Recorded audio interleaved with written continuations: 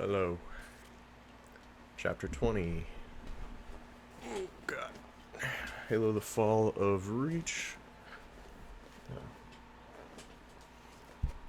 Hard to get comfortable here. Probably should have done this before I was recording. Chapter 20. 1800 hours. July 18th, 2552. Military calendar. Sigma Octanus 4. Grid 19 by 37. The Master Chief surveyed what was left of Camp Alpha. There were only 14 Marine regulars left, balanced against the 400 men and women who had been slaughtered here. He said to Kelly, "Post a guard on the dropship and put 3 on patrol. Take the rest and secure the LZ." "Yes, sir." She turned to face the other Spartans, pointed, made 3 quick hand gestures, and they dispersed like ghosts. The Master Chief turned to the corporal. "Are you in command here, Corporal?" The man looked around. "I guess so. Yes, sir." As of 0900 standard military time, NavSpec WEP is assuming control of this operation. All Marine personnel now report through our chain of command. Understand, Corporal? "Yes, sir." "Now, Corporal, brief me on what happened here." Corporal Harlan hunkered down and sketched out rough maps of the area as he quickly recounted the brutal series of surprise attacks. "Right here, grid 13 by 24. That's where they hit us, sir. Something's going on there." The Master Chief scanned the crude maps, compared them with the area surveys displayed in his HUD, then nodded, satisfied. "Get your wounded inside the Pelican, Corporal," he said. "We'll be dusting off soon. I want you to rotate by thirds on guard duty. The rest of your men should get some sleep. But make no mistake, if the Pelican gets fragged, we'll be staying on Sigma Octanus 4. The corporal paled, then replied, "Understood, sir." He stood slowly. The long day of combat and flight had taken its toll. The Marine saluted, then moved to assemble his team. Inside his sealed helmet, John frowned. These Marines were now under his command, and therefore part of his team. They lacked the Spartans' firepower and training, so they had to be protected, not relied upon. He had to make sure they got out in one piece. Another snag in an already dicey mission. The Master Chief opened his comm link. "Team leaders, meet me at the LZ in 3 minutes." Lights winked on his heads-up display, his Spartans acknowledging the order. He looked around at the destruction. Thin sunlight reflected dully from the thousands of spent shell casings strewn across the battlefield. Dozens of shattered Warthog chassis bled trails of smoke into the hazy sky. Scores of burned corpses lay in the mud. They'd have to get a burial detail down here later, before the grunts got to the dead. The Master Chief would never question his orders, but he felt a momentary stab of bitterness. Whoever set these camps up without proper reconnaissance, whoever had blindly trusted the satellite transmissions in an enemy-held region, had been a fool. Worse, they had wasted the lives of good soldiers. Green Team's leader jogged in from the south. The Master Chief couldn't see her features through her reflective faceplate, but he could tell without checking his HUD that it was Linda by the way she moved. That and the SRS-99C-S2AM sniper rifle with the Oracle scope she carried. She carefully looked around, verified that the area was secure, and slung her rifle. She snapped a crisp salute. "Reporting as ordered, Master Chief." Red Team leader Joshua ran in from the east. He saluted. "Motion detectors, radar, and automated defenses up and running, sir." "Good. Let's go over this one more time." Master Chief overlaid a topographic map on their helmets' displays. "Mission Goal 1. We need to gather intelligence on Covenant troop disposition and defenses at Côte d'Azur. Mission Goal 2. If there are no civilian survivors, we are authorized to remote detonate a Havoc tactical nuclear mine and remove the enemy forces. In the meantime, we will minimize our contact with the enemy." They nodded.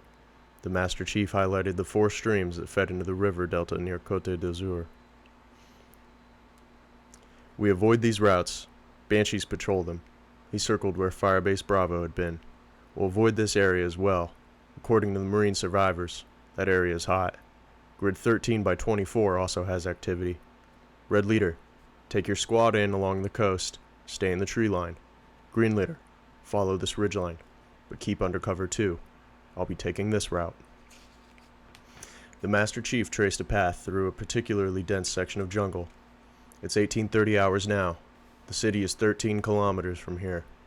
That should take us no more than 40 minutes. We'll probably be forced to slow down to avoid enemy patrols, but we all should be in place no later than 1930 hours. He zoomed into a city map of Côte d'Azur. Entry points to the city sewer systems are, he highlighted the display with nav points, here, here, and here. Red team will recon the wharf areas. Green takes the residential section. I'll take blue team downtown. Questions? Our communications underground will be limited, Linda said. How do we check in while keeping our heads down? According to the Colonial Administration Authorities file on Côte d'Azur, the sewer systems here have steel pipes running along the top of the plastic conduits. Tap into those and use ground return transceivers to check in. We'll have our own private comm line. Roger, she said. Master Chief said, as soon as we leave, dropship dusts off and we'll move here. He indicated a position far to the south of Alpha Camp. If the Pelican doesn't make it, our fallback rendezvous point is here. He indicated a point 50 kilometers south. Oni's welcoming committee has stashed our emergency SATCOM link and survival gear there. No one mentioned that survival gear would be useless when the Covenant glassed the planet. Stay sharp, John said, and come back in one piece. Dismissed. They saluted briskly, then sprinted to their tasks. He switched to blue team's frequency. Time to saddle up, blue team, he called out. RV back at the bunker for orders. 3 blue lights winked acknowledgement in his display. A moment later, the other 3 Spartans in his squad trotted into position. Reporting as ordered, Blue 2 announced. The Master Chief quickly filled them in on the mission. Blue 2, he nodded to Kelly. You're carrying the nuke and medical gear. Affirmative. Who will have the detonator, sir? I will, he replied. Blue 3, he turned to Fred. You have the explosives. James, you'll take our extra comm equipment. They double-checked their gear. Modified MA5B assault rifles, adapted to mount silencers, 10 extra clips of ammunition, frag grenades, combat knives, M6D pistols, small but powerful handguns that fired .450 magnum loads. Sufficient to crack through grunt armor. In addition to the weapons, there was a single smoke canister, blue smoke to signal for pickup. John would carry that. Let's go, he said. Blue team moved out. They quickly entered the jungle in a simple single-file line, with Blue 4 in the lead. James had an instinct for walking point. The line was slightly staggered, with John and Kelly slightly to the left of James. Fred brought up the rear. They moved cautiously. Every 100 yards, James signaled the group to halt while he methodically surveyed the area for any sign of the enemy. The rest of Blue Team crouched and disappeared into the thick jungle foliage. John checked his HUD. They were 1/4 of the way to the city. The team made good time despite the cautious pace. The Mjolnir assault armor allowed them to push their way through the thick jungle like it was a stroll through the woods. As the team moved on, the thin mist that permeated the jungle gave way to a hard, pelting rain. The damp ground gradually turned to mud, forcing the team to slow. Blue 4 stopped dead and raised his fist, the signal to halt and freeze. John stopped in his tracks, his rifle raised and sweeping slowly back and forth, searching for any sign of enemy movement. Normally, the Spartans relied on their armor's detection gear to locate enemy troops, but their motion sensors were useless Everything moved in the jungle. They had to rely on their eyes and ears and the instincts of their point man. Point to team leader. Enemy contact. James' calm voice crackled across the comm channel. Enemy troops within 100 meters of my position, 10 degrees left. With exaggerated slowness, Blue 4 indicated the danger area by pointing. Affirmative, John replied. Blue team, hold position. Although the motion trackers were of no use here, thermal proved effective. Through the thick sheets of rain, the Master Chief spotted 3 cold spots, grunts in their chilled environmental suits. Blue team, enemy contact confirmed. He added the enemy position to his HUD. Estimated enemy strength point? Lead, I make 10. Say again, 10 Covenant troops. Grunts, sir. They're moving slowly. Double file formation. They haven't spotted us. Orders? John's orders said to minimize contact with the enemy where possible. The Spartans were spread too thinly across the battle area to risk a prolonged engagement. But the grunts were headed right for the marine bunker. Let's take them out, Blue team, he said. The team of grunts slogged through the mud. The vaguely simian aliens wore shiny red-trimmed armor. Craggy, purple-back hide was visible beneath the environmental suits. Breath masks provided supercooled methane, the aliens' atmosphere. There were 10 of them, moving in 2 columns, spaced roughly 3 meters apart. John noted with satisfaction that they seemed bored. Only the point man and the pair of the rear guard had their plasma rifles at the ready. The rest chattered at each other in a weird combination of high-pitched squeaks and guttural barks. Easy. Relax targets. Perfect. He gave a series of slow hand signals to the rest of the team. They faded back until they were well away from the grunts' field of view. The Master Chief opened the squad-wide comm channel. They're 70 meters from this depression. He keyed a nav point into the team's topographic display. They're heading for the western hill and will probably follow the terrain to the top. We'll fall back now and take concealed positions along the eastern hill. Blue 4, you're our scout. Stay near the bottom and let us know when the rear guard passes you. Take them out first. They seem alert. Blue 2, you have overwatch at the top of the hill. Blue 3, back me up. Silence weapons only. No explosives, unless things go bad. He paused, then gave the order. Move out. The Spartans crept back along their path and spread out along the hill. John, in the center of the line, readied his assault rifle. The team was virtually invisible in the thick foliage and covered by the barrel-wide tree trunks of the local flora. 1 minute ticked by, then 2, 3. Blue 4's HUD. Acknowledgement signal blinked twice in John's HUD. Enemy detected. He relaxed his grip on the weapon, waiting. There, 20 meters distance. The grunt point man moved to the edge of the western hill, just downhill from John's position. The alien paused, his plasma rifle sweeping the area, then moved slowly up the rise. A moment later, the rest of the formation came into view, 10 meters behind the point man. Blue 4's indicator winked again. Now. The Master Chief opened fire, a short 3-round burst. The weapon's muffled cough was inaudible over the sound of the jungle rainfall. The trio of armor-piercing rounds slashed through the alien's throat protection, rupturing the environment suit. The grunt clutched at his neck, emitted a brief, high-pitched gurgle, then fell to the mud, dead. A moment later, the grunt lines came to a clumsy halt, confused. John spotted 2 strobe flashes, and the pair of Covenant rear guards dropped to the ground. Blue 2 to lead, rear guard eliminated. Hit him, John barked.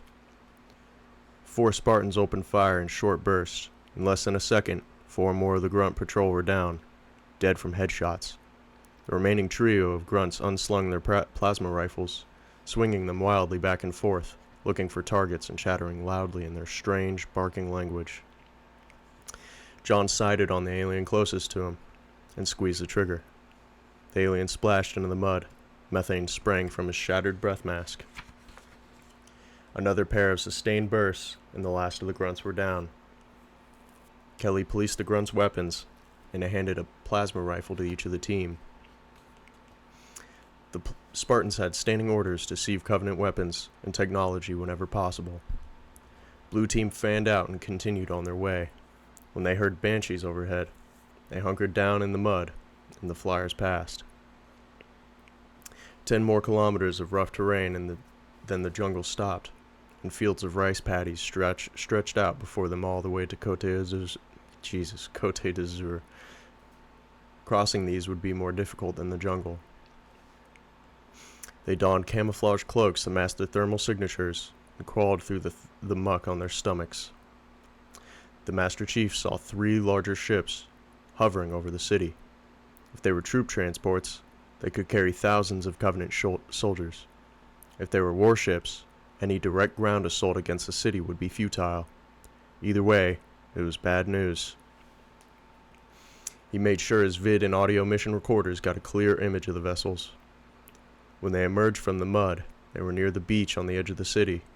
The Master Chief checked his map readings and made his way to the sewage outlet. The 2-meter diameter pipe was sealed with a steel grate. He and Fred easily bent the bars aside and entered. They sloshed through hip-deep muck. The Master Chief didn't like cramped quarters. Their mobility was restricted by the narrow pipes. Worse, they were bunched up, and therefore easier to kill with grenades or masked fire. Motion sensors picked up hundreds of targets. The constant downpour from storm drains above made the sensors useless. He followed his electronic map through the maze of pipes. Light filtered in from above. Beams of illumination connected to the manhole cover vent holes. Every so often, something moved and blocked that light. The Spartans moved quickly and quietly through the sludge, and halted when they reached their final waypoint, directly under the center of Côte d'Azur's downtown. With a tiny jerk of his head, the Master Chief informed Blue Team to spread out and keep their eyes peeled. He snaked a fiber optic rope up through the drain gate at street level and plugged it into his helmet. The yellow light from the sodium vapor lamps washed everything topside in an eerie glow. There were grunts positioned on the street corners, and the shadow of Banshee Flyer circling overhead. The electric cars parked on the street had been overturned, and the waste receptacles had been knocked over or set on fire. Every street-level window was broken. The Master Chief saw no human civilians, alive or otherwise. Blue Team moved up and over a block. The Master Chief checked topside again. There was more activity here. A pack of black armored grunts meandered down the streets. 2 vulture-headed jackals sat on the corner, squabbling over a hunk of meat. Something else caught his attention, though. There were other aliens on the sidewalk, or rather, above the sidewalk. They were roughly man-sized creatures, unlike anything he had ever encountered. The creatures were vaguely slug-like, with pale, purple-pink skin.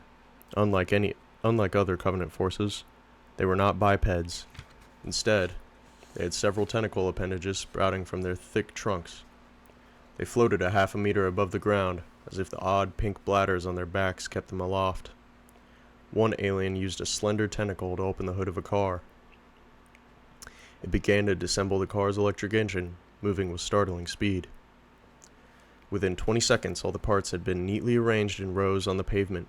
The creature paused, then reassembled the parts with blinding quickness, disassembled, and rebuilt it several times into different arrangements. Finally, the creature simply reassembled the car and floated on its way. The Master Chief made sure his mission recorder had gotten that. This was a Covenant race never documented before. He rotated the fiber optic cable to point down the opposite end of the street. There was more activity another block away. He retracted the probe and moved Blue Team a block further south. He signaled the team to hold position, then climbed up a short series of metal handholds until he was just below a manhole cover. He cautiously sent the probe topside again, up through the manhole cover vent. There was a jackal's hoof directly adjacent to the probe, blocking half of his field of vision. He turned the probe with excruciating slowness and saw 50 more jackals milling back and forth. They were concentrated around the building across the street. The building resembled pictures that Deja had shown him years ago. It looked like an Athenian temple, with white marble steps and ionic columns. At the top of the steps were a pair of stationary guns. More bad news. He pulled the probe back and consulted the map. The building was marked as the Côte d'Azur Museum of Natural History. Covenant had serious firepower here. Stationary guns had commanding fields of fire, making a frontal assault suicidal.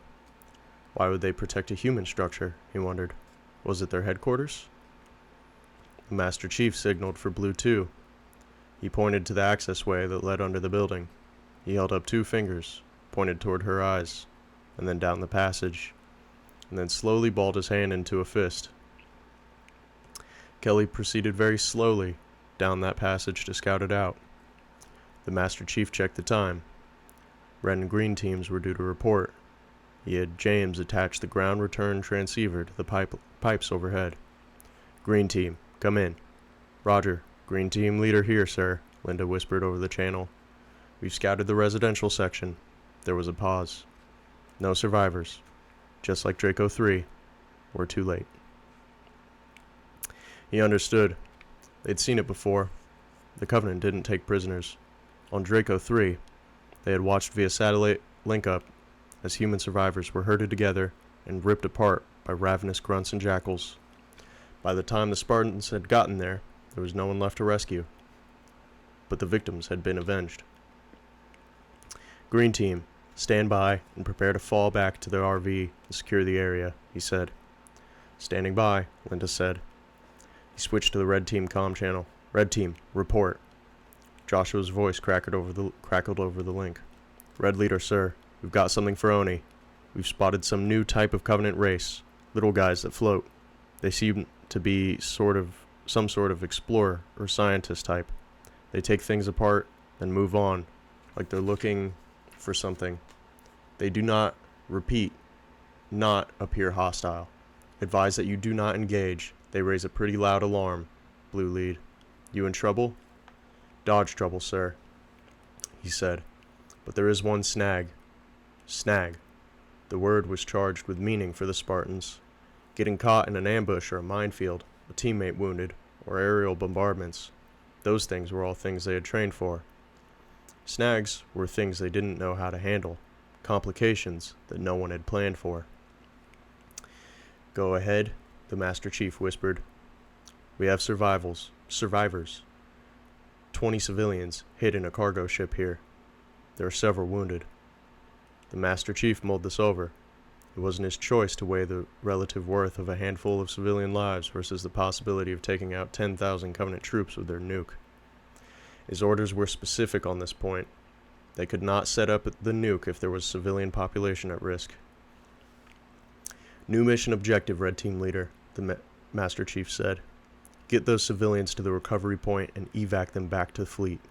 He switched comm channels, again, broadcasting to all teams. Green Team Leader, you still online? A pause, then Linda spoke. Roger. Move to the docks and coordinate with Red Team. They have survivors we need to evac. Green Team Leader has strategic control of this mission. Understood, she said. We're on our way. Affirmative, sir, Joshua said. We'll get it done. Blue Team out. The Master Chief disconnected.